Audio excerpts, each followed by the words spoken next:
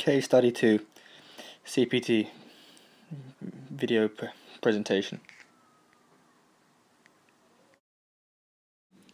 The acquisition of soccer skill is fundamental to our enjoyment of the game and is essential to the attainment of expertise.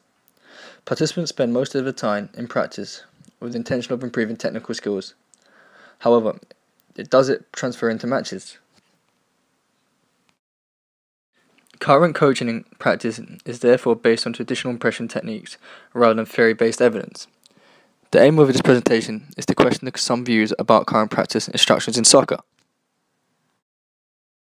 Lastly, compare and contrast the different approaches, providing enough literature to support my findings, provide examples of practice for both approaches.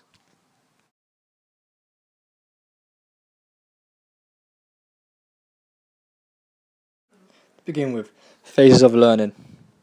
Cognitive, which is our conscious basic strategies. Associative, unconscious, links to stimulus and response solely. Lastly, autonomous. Stimulus and responses are linked well. The cognitive learning stage. The first stage of learning. Performances are inconsistent and success is not guaranteed. Performing a skill requires all of the athlete's attention, and so they rely on the coach for cues. This is a process of trial and error. Correct performances must be reinforced through external feedback. The associative stage. Performances are becoming more consistent as motor programs are being formed. The simpler parts of the skill now look fluid and are well learned. The more complex elements requires most of the spare attention. The participant is starting to get a sense of internal kinesthetic feedback when they perform the skill well. They start to detect and correct their own errors. Autonomous. The final stage of learning. Performances have become consistent, fluid, and aesthetically pleasing. Motor programs involved are well learned and stored in long-term memory. There is now spare attention which can be focused on opponents and tactics. Once retained a skill at its level, it must be constantly practiced to reinforce the motor programs. In PE settings today, most schools use the constraints-led approach to improve the ability of students. In this model, constraints are not always limiting or negative factors. They are all the factors that influence learning and performance at any moment in time. Constraints can refer to the individual, the environment, and ultimately the task. Here is a diagram of Neal's constraints model. That all three factors play a big part into the learning outcome: the individual, the environment, and the task. Individual constraints include factors such as body size, height, weight, and limb lengths. Include their fitness, physical attributes, strength, speed, flexibility, aerobic capacity. Their mental skills such as their concentration, confidence, and emotional control, or motivation. Could be their perceptual and decision-making skills, recognizing patterns of play, anticipating by reading movements of opponents, and lastly their personality factors, e.g. are they a risk taker or do they like to play it safe? Environmental constraints could include both physical and social environmental factors. Physical factors include the gravity, could be temperature, natural light, weather conditions, and auditory feedback, or other environmental factors that are not usually adapted to the task. These constraints can include task constraints are factors that are usually more closely related to performance and include the rules of the sport, the equipment used, the pitch sizes, and the player numbers. By manipulating the goal size from small, medium to large, what you're allowing the attackers to do is to focus more on the accuracy and precision of the shot. So we'd have short-range shots for the smaller target, medium-range shot for a medium target, and it will encourage the attackers to have a long-range shot for the bigger target. Secondly, in team numbers, you would have more attackers than defenders because you want the attackers to utilize the space and expose the defenders for the areas that they are not covering. So there should always be an overlap and there should always be an option to pass, because there would be attacker free at all times. Ecological approach. Bromf and Brenner believed that a person's development was affected by everything in and surrounding environment. This theory helps us understand why we may behave differently when we compare our behavior in the presence of different environments. It could be training in a school area or training in an academy.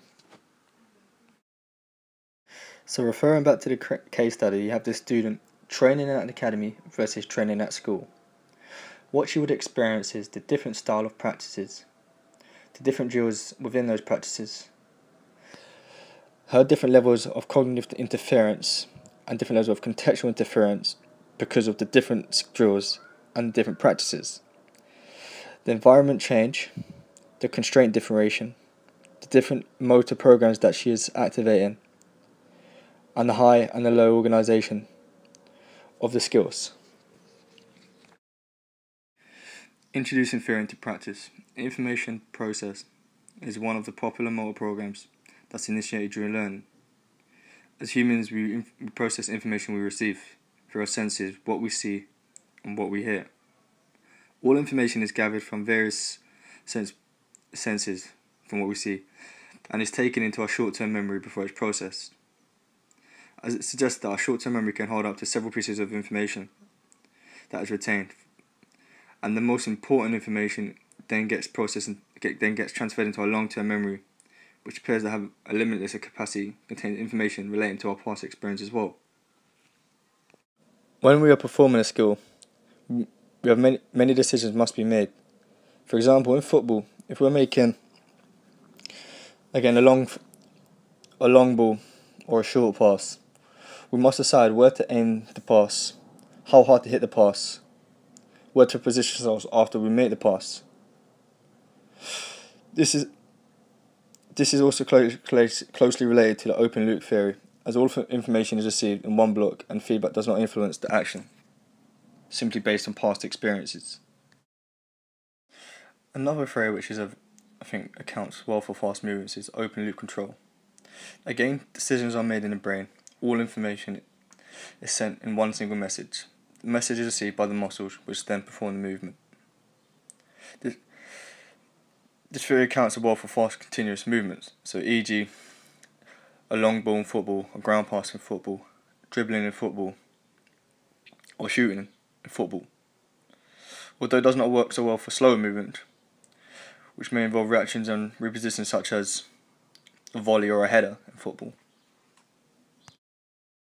This brings me on to my next practice, block practice. Block practice is when a learner performs a single skill over and over again, with repetition being the key. Block practice is marked by low levels of what is called cognitive interference. Relating this back to the information processing approach, it says that we perform skills based on past experiences, but the block practice allows us to groove in the skill to become part of our natural movement. By repeating this movement over and over again. Cognitive interference is the unwanted exit information that a participant processes.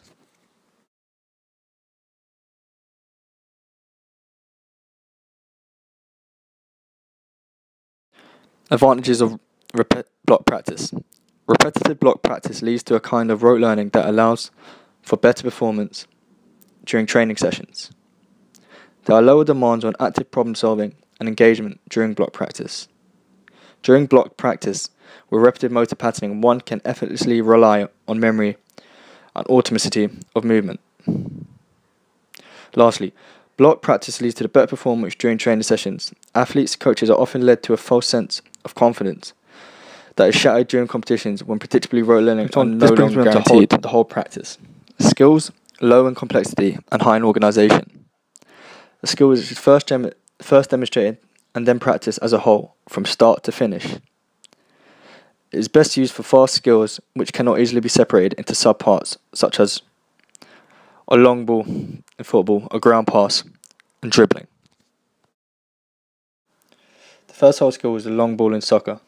As you can see from the diagrams, it's not broken down at all because it would be really hard to do that. It's a quick play skill which is low in complexity and is high in organisation.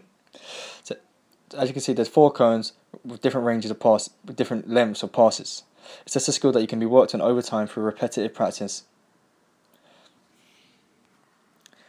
Secondly, you have the ground pass in soccer, which is the whole skill performed, which is just the participants on each side passing through the cones. You can see there's a different size of the cones, which is just a constraint on the accuracy of their passing. But again, can't be broken down, just one gets better with practice and a lot of it repeatedly with the correct technique. Lastly, the same thing in dribbling. You have 3 different dribbling skills, which are whole technique. So you've got the length distance dribbling, which is the one at the top, which is just back and forth repeatedly, just getting used to the movement. The second one, zigzags throughout the cone. The small intricate dribbling. And the last one is slightly easier, zigzagging through the cone. What all these skills have in common is that the information process approach is being activated. By us using these movements, we are transferring this into our long-term memory, ingraining the movement into our movement pattern for us to use it and transfer it into competitions. Second theory introduced to practice is Smith's schema theory. Schema theory states that all knowledge is organised into units. Within these units, of knowledge is stored information. Smith's simple idea was that in many sports we hardly ever repeat exactly the same action. The recall schema. This occurs before a movement is initiated and includes the following information which the performer must know to perform a schema. Initial conditions, where the goal is, where the opposition is, and teammates around them are. What the environment is like, whether it's grass, astro, wet or dry, or windy. What condition they are in physically, are they fresh, tired, or injured? Secondly, the recognition schema. In order to correct or alter response, the participant needs to know its movement's outcomes. To get this from knowledge of results, success compared to the failure, and sensory, form of knowledge of performance. How did it look? How did it feel? Through intrinsic feedback and extrinsic feedback. Closed loop motor control theory. This is the out phase of information processing. When we develop a new skill during the cognitive and associative phase of learning, it is transferred into long-term memory. A series of subroutines is organised into the correct sequence to perform a movement pattern. Theories of think suit for random practice. The study of learning and memory, varied into practice, also is known as mixed practice, refers to the use of trainer sessions that experience frequent changes of tasks, so that the performer is new to be learned information. The advantages of this random practice. Varied practice has been shown to enhance the retention, generalization, and application of acquired skills. Greater diversity of the tasks may also allow the learner to extract the most relevant task invariant information. The skill practice in a range of situations that could be experienced. Open skills are best practiced in this way. Relating back to the case study, part practice. Skills that is in higher in complexity and low in organisation. The parts of the skill are practiced in isolation, which is useful for complicated and serial skills. The transfer of the skills from parts to whole may not be effective and may also reduce the kinesthetic awareness, the feel for the full skill. By understanding and feeling how each movement is distinctive, the learner is able to store the movement more effectively within their long-term memory. In addition, progressive part practice takes place. Parts of a skill are gained which are practiced individually, in order before being linked together and expanded. For example, heading a ball in soccer. You have to jump before you head the ball, and the two of them are linked together. The advantages of this practice. Beneficial for learning highly organised tasks such as heading and volleying the ball. And when you break down the skill, you limit the possibility of attention overload in your learner and allow for more effective transfer of the skill from short-term memory into long-term memory. Again, good for working on both open and closed skills. Applying theory into practice. Here's a diagram during part practice of a jumping header in football broken down into isolation before being linked together. As you know, this is a highly organised task, so we break it down to limit attention overload, so we can ingrain each movement into a long-term memory, step by step or by subroutine. Firstly, we have to work on on how we set ourselves before we go into the run-up of the header. Am I giving myself enough time and space to build acceleration speed for the run-up and jump? Secondly, the actual run-up and jump. To build momentum for the jump, am I making full use of my arms and legs? And lastly, making contact with the ball in the air. Do the players actually know how to head the ball? What part of the head they use? How to direct it? How to keep the ball down? And how to generate power? Which is why we break down a skill into a part practice, because there's too much information to take in as a whole skill. I feel recall schema relates to the volley in soccer, because recall schema occurs before a movement is initiated. It includes the following information which the performer must know to form a future. In this example, where is the goal and opposition?